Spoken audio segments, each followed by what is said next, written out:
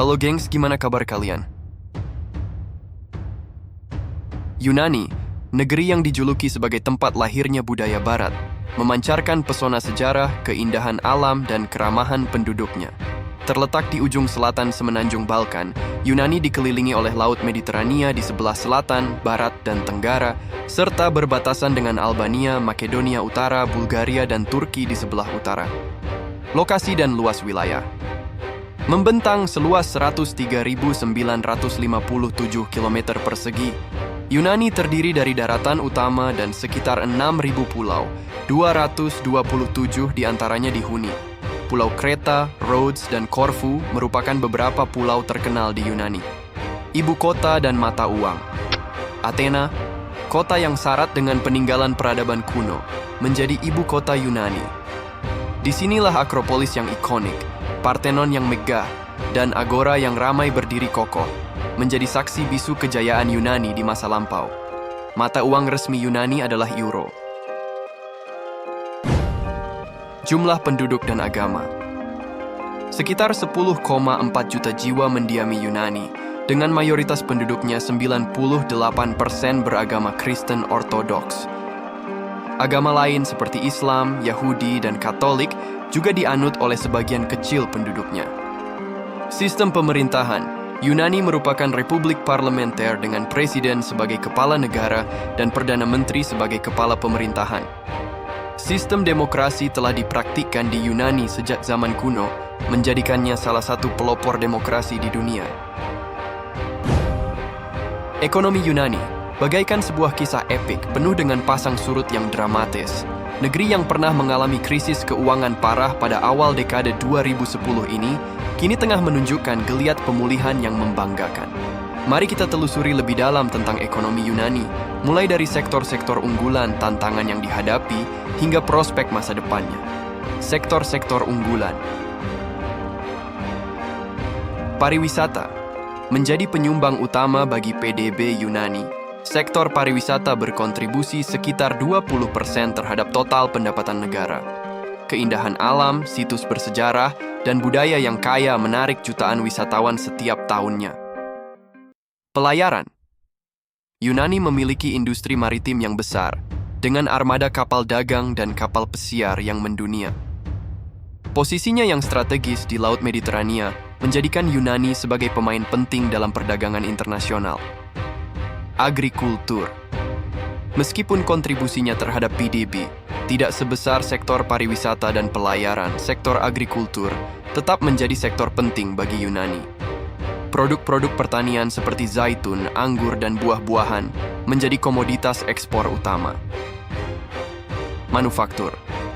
Sektor manufaktur di Yunani berfokus pada produksi barang-barang seperti makanan dan minuman, tekstil, dan produk kimia. Yunani, negeri yang dijuluki sebagai tempat lahirnya peradaban barat, memiliki sejarah panjang dan penuh dengan peristiwa penting yang membentuk identitasnya hingga saat ini. Mari kita telusuri perjalanan sejarah Yunani, mulai dari masa kejayaan peradaban kuno, era penjajahan, hingga kemerdekaan dan pembangunan modern. Peradaban Minoa di Pulau Kreta terkenal dengan budaya maritimnya, sistem penulisan linear A, dan arsitektur istananya yang megah. Peradaban Mycenaean, 1600 sampai 1100 sebelum Masehi. Bangsa Mycenaean mewarisi peradaban Kreta dan membangun kerajaan yang kuat di daratan Yunani. Mereka terkenal dengan kisah-kisah pahlawan seperti Agamemnon, Achilles, dan Odysseus yang diabadikan dalam puisi epik Homer.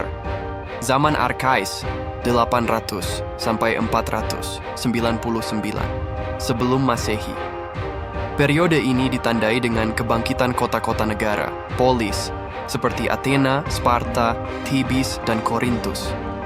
Masing-masing polis memiliki sistem pemerintahan, budaya, dan militernya sendiri. Zaman klasik, 499 sampai 123 sebelum Masehi. Periode ini merupakan puncak kejayaan Yunani kuno, ditandai dengan kemajuan dalam bidang seni, arsitektur, filsafat, dan demokrasi. Athena menjadi pusat budaya dan intelektual, melahirkan para pemikir besar seperti Sokrates, Plato, dan Aristoteles. Zaman Helenistik, 123 sebelum Masehi sampai 31 sebelum Masehi. Setelah kematian Alexander Agung, kerajaannya terpecah menjadi beberapa kerajaan yang dipimpin oleh para jenderalnya. Periode ini ditandai dengan penyebaran budaya Yunani ke seluruh wilayah yang ditaklukkan Alexander. Zaman penjajahan dan kekaisaran sebelum Masehi sampai 1830 Masehi, penjajahan Romawi 140 sebelum Masehi sampai 390 Masehi. Yunani menjadi bagian dari kekaisaran Romawi dan mengalami periode perdamaian dan stabilitas. Budaya dan bahasa Latin mulai mempengaruhi budaya Yunani. Kekaisaran Bizantium 390 Masehi sampai 1453 Masehi. Setelah pembagian kekaisaran Romawi, Yunani menjadi bagian dari kekaisaran Bizantium yang berpusat di Konstantinopel. Agama Kristen Ortodoks menjadi agama resmi negara.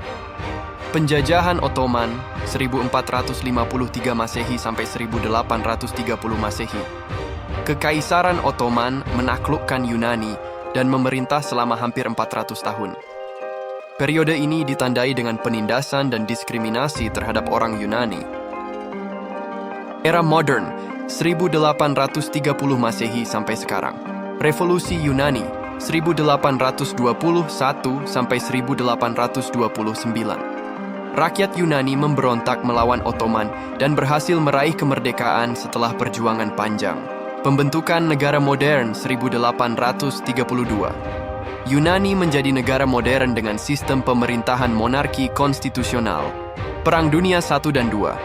Yunani terlibat dalam Perang Dunia I dan II yang mengakibatkan kerusakan parah dan korban jiwa. Era demokrasi 1974 sampai sekarang. Pada tahun 1974, junta militer di Yunani digulingkan dan demokrasi dipulihkan. Sejak saat itu, Yunani menjadi anggota Uni Eropa dan NATO. Sejarah Yunani penuh dengan pasang surut, namun semangat dan keuletan rakyatnya tidak pernah padam. Dari masa kejayaan peradaban kuno hingga perjuangan meraih kemerdekaan dan pembangunan modern, Yunani terus menunjukkan ketangguhan dan optimismenya untuk masa depan yang lebih cerah.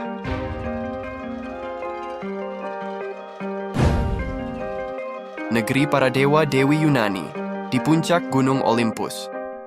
Negeri para dewa-dewi Yunani terletak di puncak Gunung Olympus, gunung tertinggi di Yunani. Menurut mitologi Yunani, para dewa dan dewi ini adalah penguasa alam semesta dan memiliki kekuatan luar biasa. 12 dewa utama. 12 dewa utama yang tinggal di Olympus dikenal sebagai Dodekatheon, yaitu Zeus, raja para dewa, dewa langit dan petir; Hera, ratu para dewa, dewi pernikahan, wanita, dan keluarga; Poseidon, dewa laut, gempa bumi, dan kuda; Demeter, dewi panen, kesuburan, dan pertanian; Athena, dewi kebijaksanaan, seni, kerajinan tangan, dan perang; Apollo, dewa musik, puisi, cahaya, penyembuhan, dan ramalan; Artemis, dewi perburuan, alam liar, hewan liar, persalinan, dan bulan; Ares, dewa perang, pertumpahan darah, dan kekerasan; Hephaestus, dewa api, pandai besi, dan pematung; Aphrodite, dewi cinta, kecantikan, kesenangan, dan reproduksi; Hermes, dewa perdagangan, pencuri, pelancong, atlet, dan pembawa pesan para dewa; Hestia, dewi perapian, rumah tangga, dan keluarga.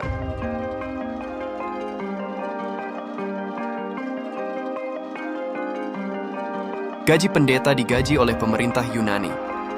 Sistem ini berlangsung selama berabad-abad, dengan gereja Ortodoks Yunani menjadi gereja resmi negara.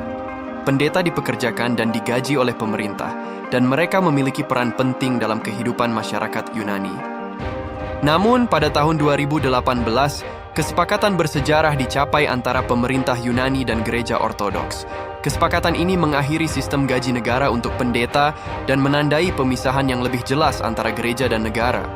Sebagai gantinya, gereja akan menerima dana tahunan dari pemerintah untuk membantu membiayai operasinya.